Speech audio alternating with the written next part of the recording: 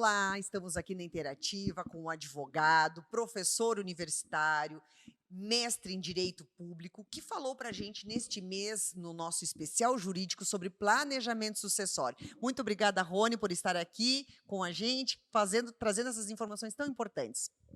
Eu que agradeço a oportunidade, é um prazer estar aqui. Muito obrigado pelo convite, é uma satisfação falar para a Interativa.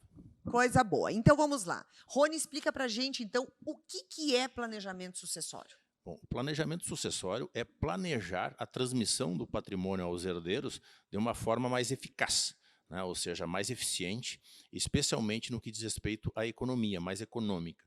Existem várias formas de se fazer um planejamento sucessório, desde as formas mais simples, né, mais antigas ou mais usuais, que é a transmissão, simplesmente a doação de um patrimônio aos herdeiros em vida, né, ou testamento, né, mas existem formas mais modernas, hoje muito mais eficazes de se fazer um planejamento sucessório, que é justamente a constituição, né, de uma pessoa jurídica, com a transmissão do patrimônio para dentro dessa pessoa jurídica e a doação das cotas sociais dessa pessoa jurídica aos herdeiros, evitando assim a necessidade de um futuro processo de inventário. Ou seja, se fizer desta forma, ou seja, fazendo-se a doação, extingue-se a necessidade de, após a morte dos patriarcas, se fazer um inventário. E é justamente esse o grande objetivo, porque o processo de inventário, além de haver risco de litígio, né, não é incomum acontecer litígio por disputa de patrimônio nos processos de inventário,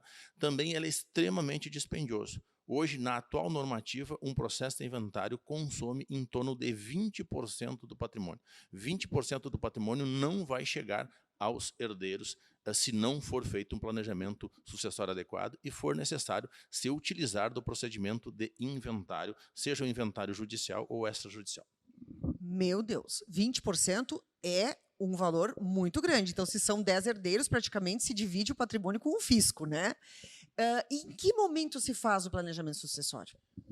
O planejamento sucessório que principalmente nós sugerimos, ele não tem um momento certo. Evidentemente que as pessoas, né, que já estão a partir dos 50 anos de idade, a partir dos sexagenários, é mais propício a fazer, as pessoas começam a se preocupar mais, né? Mas nós estamos, nem saímos ainda de um problema grave que é a pandemia, né? Então isso mostrou, na verdade, que não é apenas o sexagenário, a pessoa, né, mais idosa que tem que se preocupar com a morte, né? Nós não soubemos o dia de amanhã. E, portanto, é extremamente importante que as pessoas planejem, né, se preparem, principalmente aqueles que querem. Né? A gente diz que o planejamento sucessório, aquele pai que se preocupa, ou os pais que se preocupam em vida, em transmitir o seu patrimônio aos filhos, ele é um ato de amor. Né? Porque esse pai está mostrando que ele quer, além, quando ele não estiver mais nesse plano, ele quer continuar protegendo o seu filho, pelo menos na proteção patrimonial, e fazer com que aquele patrimônio que ele construiu com o suor do seu rosto, com o seu afinco, chegue aos seus herdeiros e não fique boa parte para a fazenda pública, para o fisco, especialmente em razão da pesada tributação. Né? E se você achou pesado 20%, né, eu tenho uma péssima notícia, porque já tramita no Congresso Nacional a elevação tributária do ITCMD, o imposto chamado imposto à morte, o imposto que incide quando a pessoa falece, né, em razão da transmissão de patrimônio causa-morte, que é o ITCMD, que chama de Imposto de Transmissão Causa-Morte e Doação, porque incide na doação e incide na transmissão por morte, que é de competência dos estados. Ele hoje tem uma alíquota máxima regulada por uma resolução do Senado de 8%. E já tramita no Senado a reforma dessa resolução. Num primeiro momento, essa proposta de reforma dessa resolução levaria para 16%. Depois houve uma emenda do CONFAS, do Conselho de Política Fazendária, né, que quer que essa alíquota vá para 20%. E ainda existe, né, de 2015, uma proposta de emenda constitucional que estava meio parada no Congresso, mas a notícia de que ela vai ser ressuscitada, vai ser movimentada novamente, que criaria-se também uma alíquota, além da alíquota do Estado, uma alíquota para a União de até o teto do imposto de renda à pessoa física.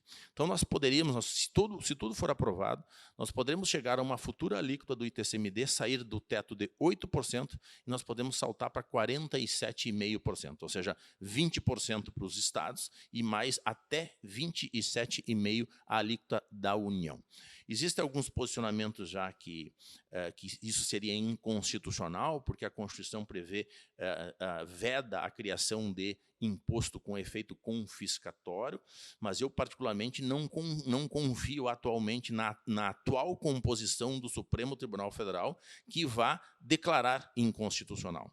Quem é que está muito aceso ou eufórico com a possível criação de uma alíquota também para a União, especialmente os partidos da esquerda que sempre sonharam em regulamentar os impostos sobre grandes fortunas.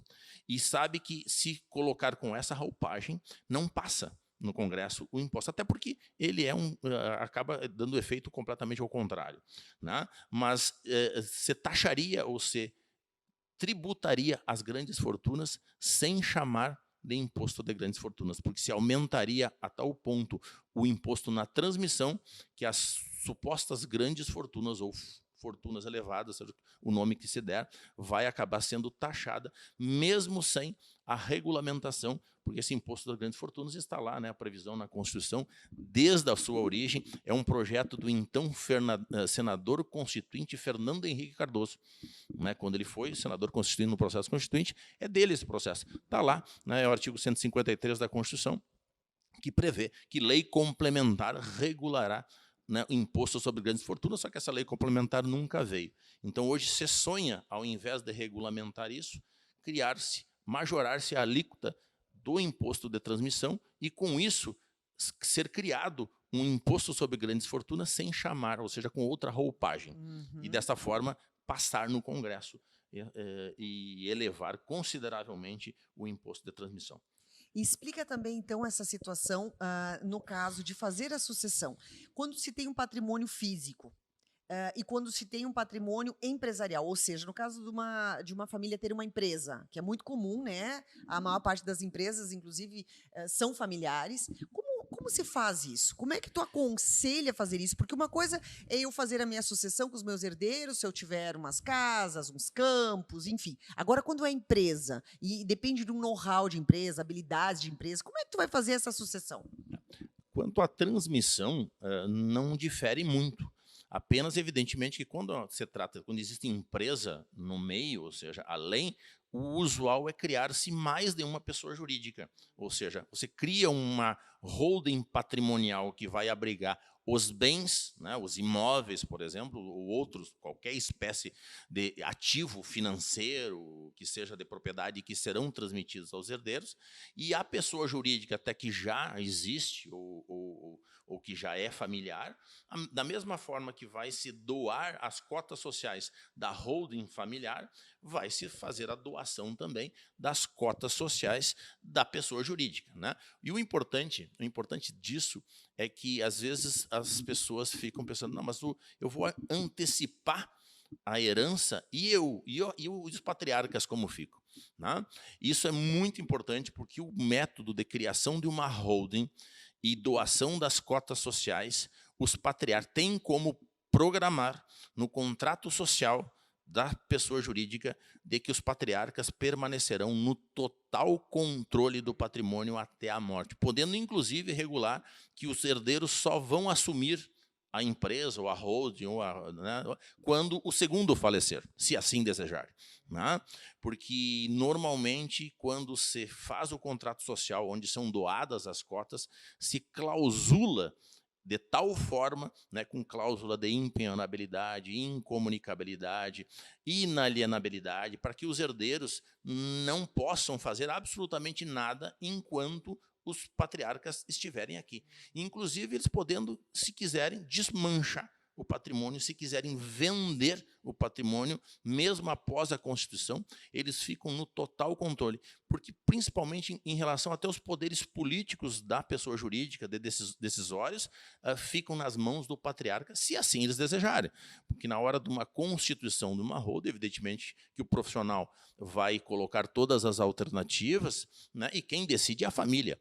O que compete ao profissional, seja o profissional do direito, ou o profissional da contabilidade, que tem competência para fazer a constituição da empresa, e planejamento sucessório também não é prerrogativa, não é privativo de advogado.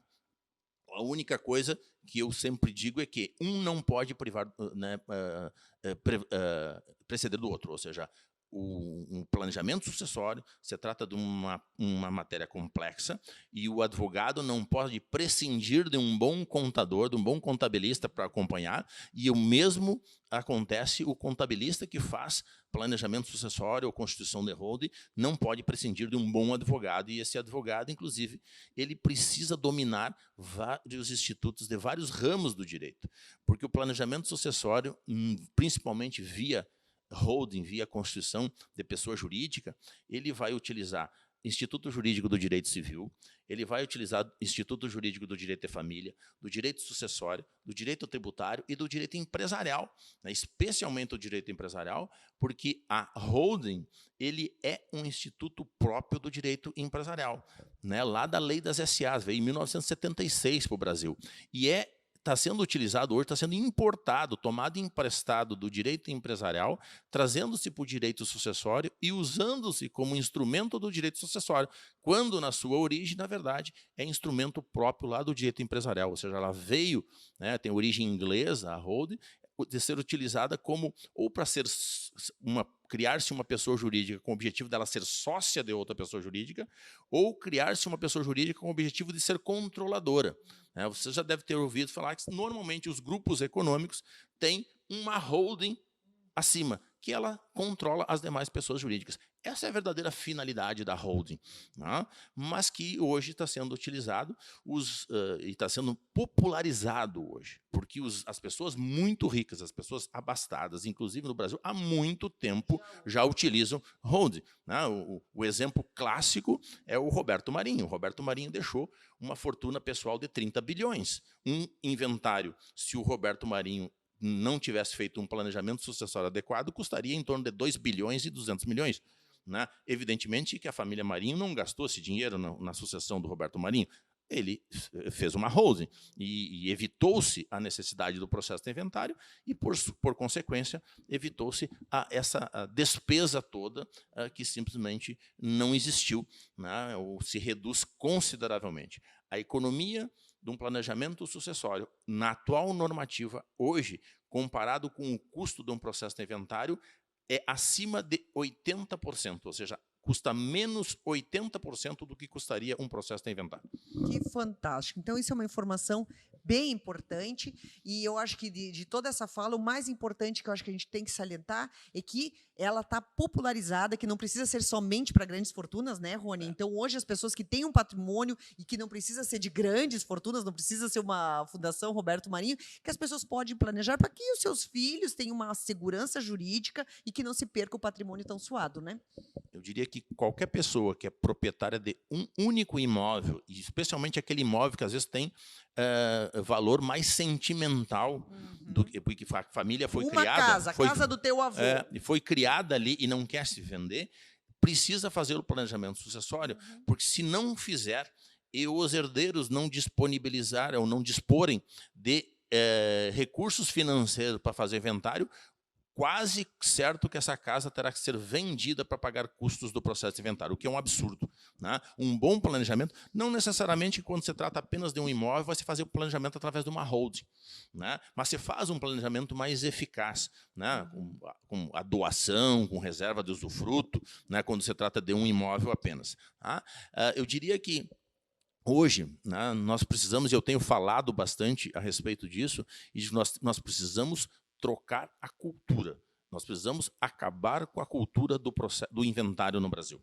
Tá? Quando eu falo que os países europeus, né, principalmente a Europa e Estados Unidos, esse imposto, que embora é comum dizer que a nossa carga tributária é muito grande, gira em torno de 40%, esse imposto, especialmente o ITCMD, o mesmo imposto comparado com outros países, ele é extremamente barato no Brasil. Ou seja, esse mesmo imposto na França é 60%. No Japão é 55%, na Suíça e na Alemanha é 50%. Mas então eles consomem todo o patrimônio. Não, eles não fazem processo de inventário. Já está intrínseco na cultura deles a que eles não adquirem patrimônio na pessoa física. O americano tem muito isso. O americano, desde o seu primeiro imóvel, ele já compra dentro de uma pessoa jurídica.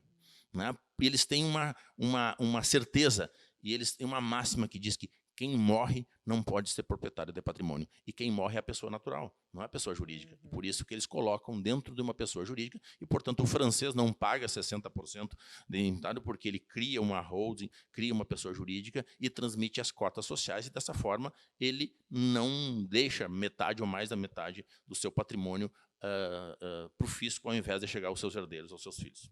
Que fantástico. Estamos aqui, então, com o advogado Rony Pilar Cavalli, que deu essas informações valiosas sobre a importância de se fazer um planejamento sucessório. Muito obrigada, Rony.